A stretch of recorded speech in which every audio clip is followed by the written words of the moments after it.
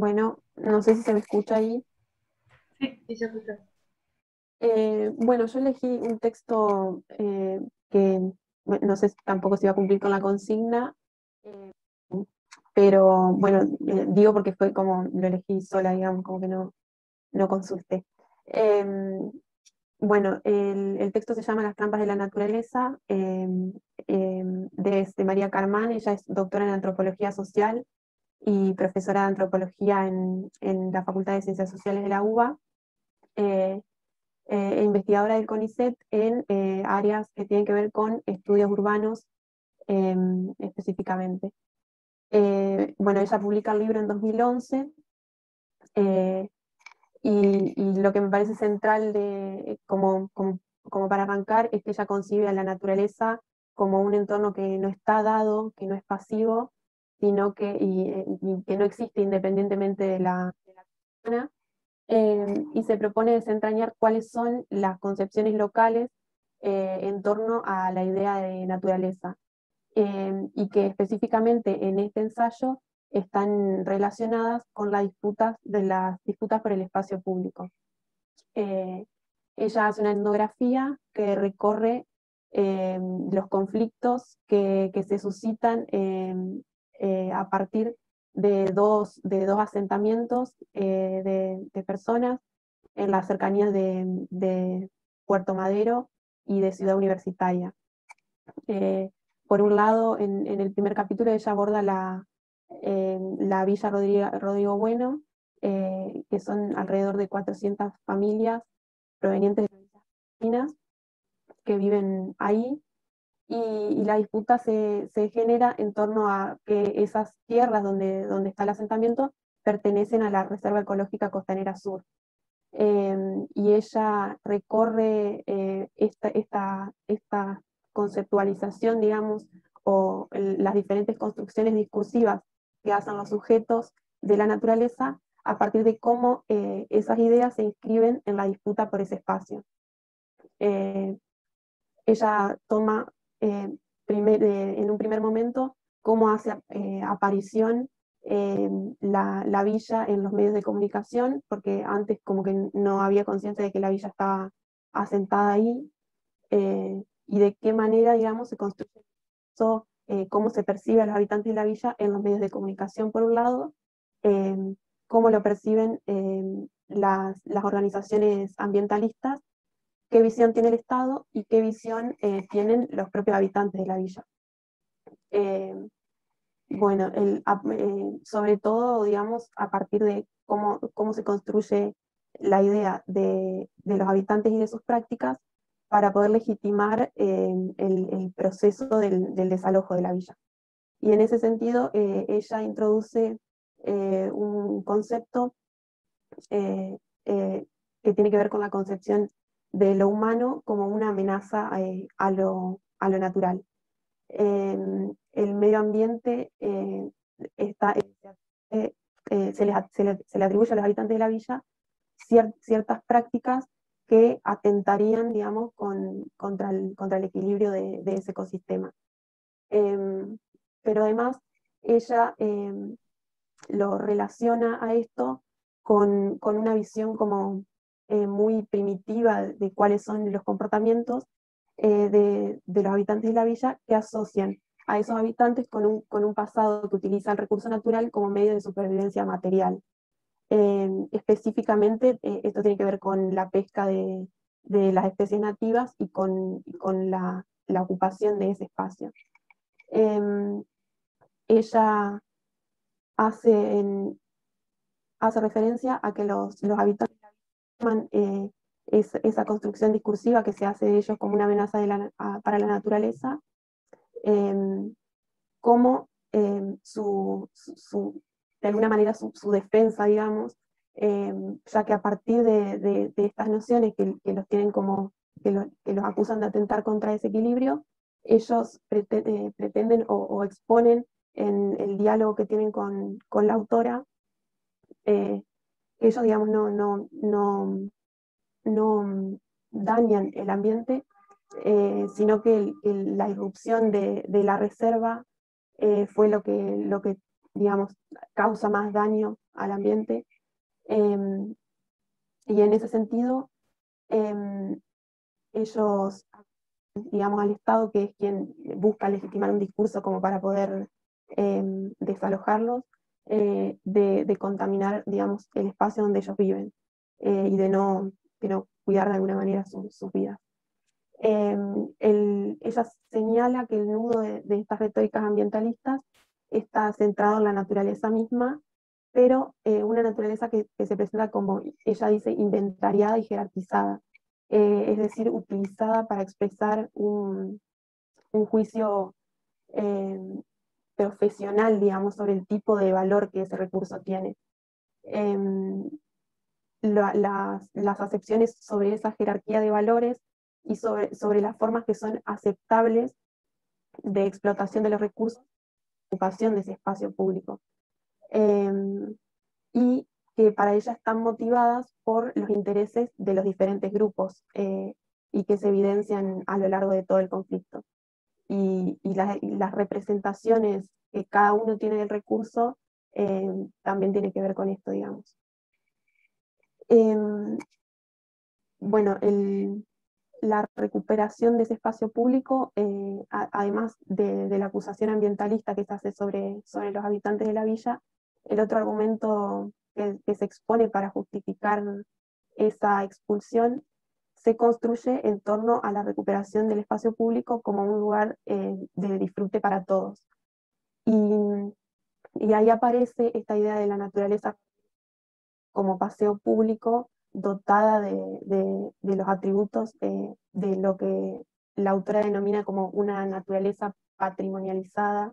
o una naturaleza como patrimonio cultural. Eh, y en ese sentido se vería como legitimada la expulsión de esos habitantes que para el disfrute de ese espacio público son indeseables, y que se inscriben en esa discusión desde una desigualdad de base, ya que son portadores de una ilegalidad por ser, digamos, quienes usurpan ese espacio. Eh, los vecinos de la villa, en esas conversaciones que tienen con la antropóloga,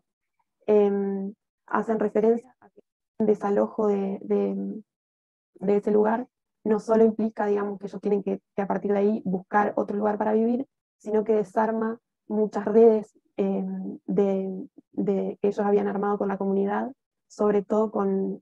la facultad, o sea, porque los chicos tenían clases de apoyo y merendero ahí en Ciudad Universitaria, y por otro lado les dificulta como su fuente de trabajo, ya que ellos son en su mayoría cartoneros y sobreviven a partir de los residuos de los barrios aledaños, digamos, Puerto Madero en este caso. Y si bien entre los vecinos no existe una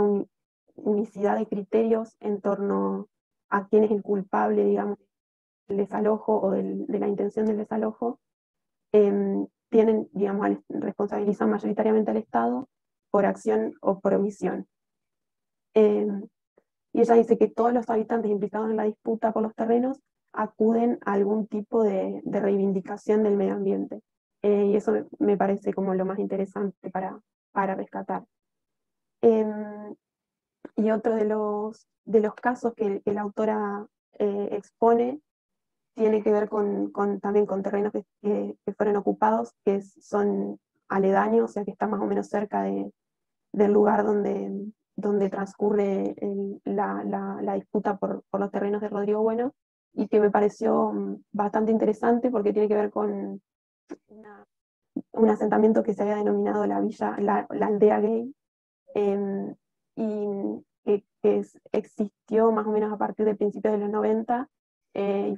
fue desalojado más o menos para el año 2006, creo que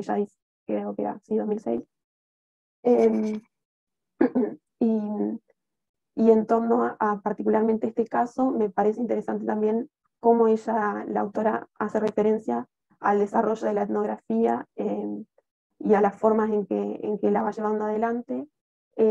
sobre todo en lo que tiene que ver con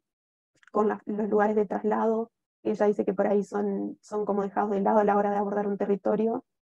para hacer una observación participante. Y ella hace referencia a que esos lugares son muy importantes en las áreas fronterizas donde se desarrollan las prácticas de los individuos, y en este caso está puesto el acento ahí porque era muy difícil llegar, digamos, al asentamiento. Em, bueno, en lo que tiene que ver con el recorrido que ella hace de la mirada que los habitantes tienen de su situación,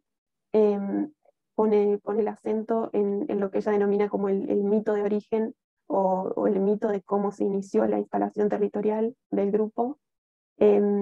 Bueno, ellos relatan que eran cartoneros o trabajadores sexuales y trabajadoras travestis y trans que se conocían en la calle y que se asentaron, digamos, en estos terrenos que también están cerca de la ciudad universitaria de la UBA, escapando de la violencia institucional y la violencia policial que se ejercía sobre ellos y porque vivían, digamos, en la calle. Em, y también hacen referencia a que a partir de 2001, cuando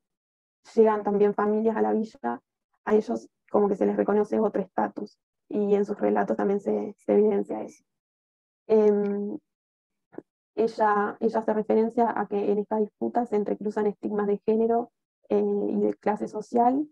ya que, por ejemplo, a partir de los relevamientos que se hacen para poder desalojar un predio, la mayoría de los habitantes de la aldea no eran relevados sus datos, porque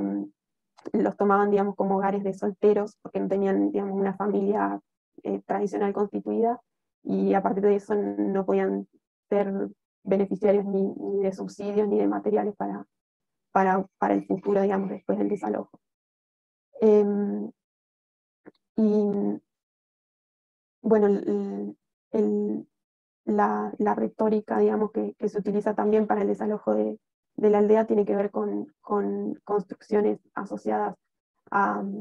a esto que mencionaba también en el caso de la villa, como de amenaza al medio ambiente o como un dante también en muchos de los discursos que ella recoge, y que en esta oportunidad no solo están dados desde los medios de comunicación o desde los propios habitantes, sino también desde profesores de la universidad o vecinos que, bueno, veían con malos ojos, digamos, la instalación de la villa. Y esos terrenos querían ser recuperados para instalar lo que se llama el parque natural, y en ese sentido muchas de los argumentos que se esbozan contra los habitantes de Rodrigo Bueno se esbozan también en esta oportunidad. Em, y la autora hace referencia a lo que aparece como paradigma paternalista de la naturaleza como una esfera externa al mundo de los humanos, y que tiene que ser conservado, haciendo referencia justamente a la construcción de este parque. Y la autora propone, digamos, una alternativa a la que le llama el paradigma comunalista, en contradicción con el paradigma paternalista, que rechaza esa idea de separación entre naturaleza y sociedad y pone el énfasis en una noción de diálogo entre lo natural y las prácticas de quienes habitan el espacio. Eh,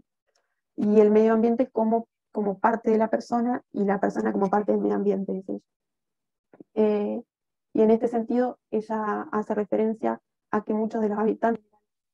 em, evocan esa realidad de intimidad con el río y con el entorno, y ella encuentra una relación entre este paradigma comunalista y los argumentos de los habitantes de la aldea gay. La autora dice que no es que ella pretende abonar una visión romántica o idealizada de la relación de estos habitantes con la naturaleza, sino que remarca estos aspectos porque difieren de la visión de los demás actores abordados, es decir, el Estado y los movimientos ambientalistas. Y en la relación práctica de los actores con su entorno, ella destaca sobre todo los argumentos de los habitantes utilización sustentable de los recursos. Uno de los entrevistados en una parte dice, nosotros pescamos uno y por un tiempo no pescamos, o hacen referencia a su vínculo con la naturaleza y a un conocimiento del ecosistema donde viven, lo que les permite saber que construir un parque no necesariamente tiene que ver con preservar ese entorno, sino que puede resultar nocivo también. Y en ese sentido vuelven a ubicar, digamos, al Estado como principal actor contaminante. Y por otro lado, lo que me pareció muy interesante también es una exaltación de la naturaleza que hacen los habitantes en relación con una celebración de su condición sexual, ya que relacionan a esta visión de su entorno y de su estilo de vida más apegada a lo natural o a una cuestión como no tan urbana, con una noción como de libertad que relacionan con su condición sexual. Y eso más o menos sería.